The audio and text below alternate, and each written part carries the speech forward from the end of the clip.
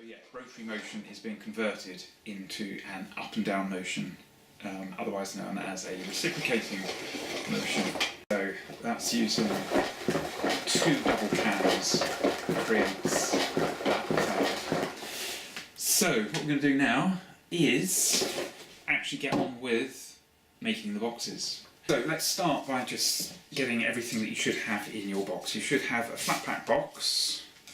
You have 3 chopsticks, 2 cam followers. I'm giving you 4 cardboard discs. Now these are both these will be both drives and cans depending on which hole we use. I'll do a bit more on that in a second. 2 cardboard tubes, 2 MDF squares, and a nice little wooden handle, and a couple of small discs which we use to keep the chopstick in. Okay, so I'm going to clear these out of the way for a minute, and we'll start with making up the box. So now I've got to glue this together into a nice 3D box. The flaps could go either way, but in practice, or at least for me, I prefer to get rid of the print. So I put the smaller flaps on the inside, then dab of glue, dab of glue, dab of glue, dab of glue. Then I'm using the glue gun. You could use PVA or any other sort of glue, and then it's really just put the box down and then we can just hold those flaps down. So that's fairly basic. I make this job easier by using a little wooden template, which if you're only doing one, it's not worth making, but if you're doing quite a lot of them at school, then it's worth just making a simple block like that. So the quickest way is we just put the box on here, we get the glue gun, and then you can just sit there and hold it.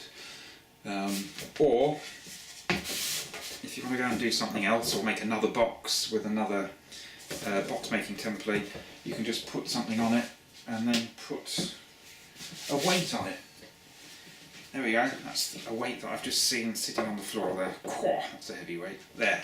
So we've now got a nice made up box. Okay, so next thing is we're going to make the can follower supports.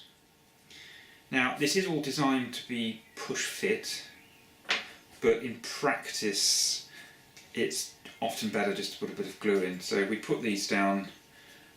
It's not that you don't have to be that accurate. It's about 3/4 of the way down. Push it through 3/4 of the way down. Then a dab of glue, just a tiny dab of glue there and there. And then you can push it into the hole in the box. That's it, and then just hold that down. And then that gives what will become a nice firm support for the can follower, which is going to be the chopstick going up and down or round. Okay, then the same with the second one, a little bit of glue in here, a little bit of glue there, push that in, that's it. So we end up with that, and they are actually pretty strong. Now what I generally do is to then make the camshaft separately from the box. You could thread the chopstick through and put the cams or drives on that way, but personally I find it easier to make that separately. So what we do, we take the chopstick, push it through the hole, the point end of the chopstick through the hole of the smallest disc. Okay, so just pop it through the chopstick, and then we need to push it down to this end, down to the blunt end.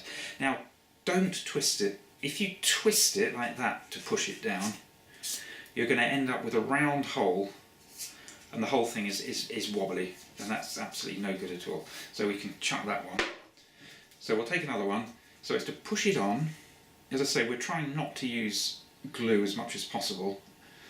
I found it's easiest, put the chopstick down, and then you can just press it like that. And just press it, no twisting, just press it down, press it down, press it down, down to about 1.5 centimetres or so from the end, or maybe even 1 centimetre. That's it, and then you'll see that that is actually really quite strong. Okay, so the next thing is to now put one of these discs on. If we put it on the centre disc, there's no up and down. You can see that, it's round, so that will make something spin. If we put it into the outside hole, it's not central. So you can actually see that we're going to get an up and down movement here from the cam. So that's up and down, or in case of the chopstick is then going to be going up and down, and it'll spin as well. So for me, I'm going to first of all put this on here. I'm going to create a cam. So there we go. You can see that there's a cam. Now I've given you 4 of these. You don't have to use all 4. I'm going to use 3 because I'm going to have one that goes up and down and backwards and forwards. So I'm going to put a second one on. Again, no twisting, just push it, and they're really quite tough on there. Okay, so I put 2 together. So what I'm going to get is something that's going to go actually a little bit backwards and forwards. It's going to go up and down and a little bit backwards and forwards. And then I'm going to put my last one into the centre hole. And so that's going to make it spin. So I'm going to have one that goes back and forwards and one that spins. So that component we've just made, we could call it a camshaft because it's got the cams, the chopsticks, the shafts, that's the 2 cams, so that's a camshaft. Not strictly true, the whole thing isn't a cam, I mean that is a drive because there's no up and down movement. But nevertheless, I'm going to call that a camshaft. Okay, and then we just need the last of these small discs, which we'll just pop on there. Just pop that on to about there. That's it. So the thing is bookended with the 2 small ones. We've now got 2 cams and 1 drive. Okay, so we've made that very important engineering component, and we can then get that into the box by just pushing the pointy end. It seems to work better with the pointy end. Push the pointy end through, then you can slip that bit of the box open and just get it into that hole, give it a push, that's it. And then we have got our camshaft in position. And with the 2 small ones at the end, you can just, if they're not resting against the box, you can just push them against the side of the box just to keep the camshaft in, just to stop that from coming out. And then make sure that it turns freely. That's it, like that. Okay, and the next thing, we've got our nice handmade wooden handle, which we need to get onto the pointy end of the chopstick. Now, very important that you don't just push it onto the wood, because if you just push it onto the wood, the chopstick is just going to push through the box, so we don't want that. So when you push it on, hold the chopstick and then just push the handle against the strength of the other hand so that the box is completely free. You're not putting any pressure on the box at all. That's it. There we go. And then we've got a box with a turning camshaft. And that is actually all pretty strong.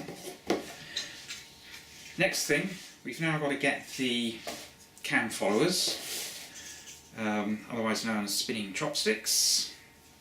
So it's fairly straightforward. So we put the pointy end of the chopstick through these cardboard tubes, which are supporting the cam follower.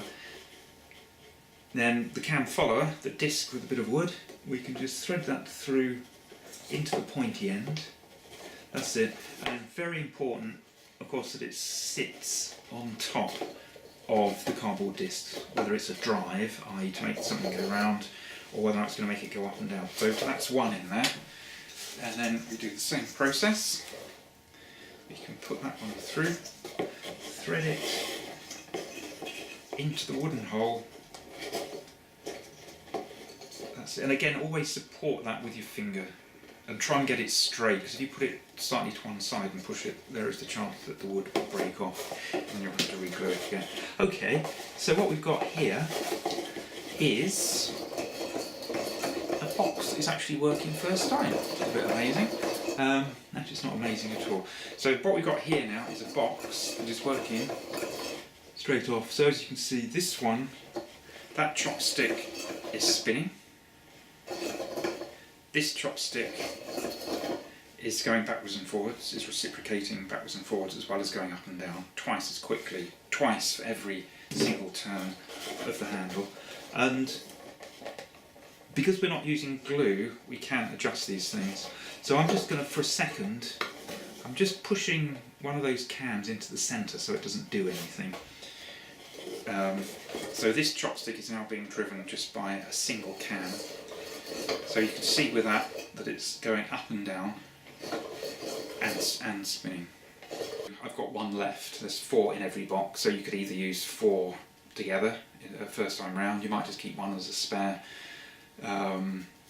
or indeed you might only use 2 in the box. So there's flexibility in that, and that in a sense is the point, because it allows you to do a little bit of experimenting with those cams. And if you want to, you can put the flaps down, get some glue or even a stapler, just glue it. Takes a bit of time because you've got to stand here and just hold it while they dry.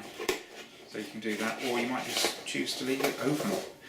Folding it makes it a little bit stronger, but that is actually pretty tough. And if some of these do start to come loose, or they were just made a little bit loose, you can always add a bit of glue.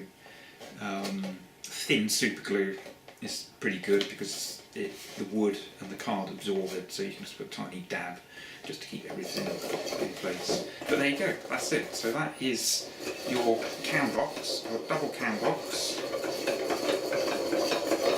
from which you can make, as I said earlier, some different designs. The jiggling backwards and forwards, that's using the 2 cams. This is just a drive, so it gives you a good spin, so we can get that spinning. Nice bit of centrifugal force there. So there we are. There's the cam box. I hope you have enjoyed watching the video, and more importantly that I've just given you some useful clues there as to how to make a box. So thanks.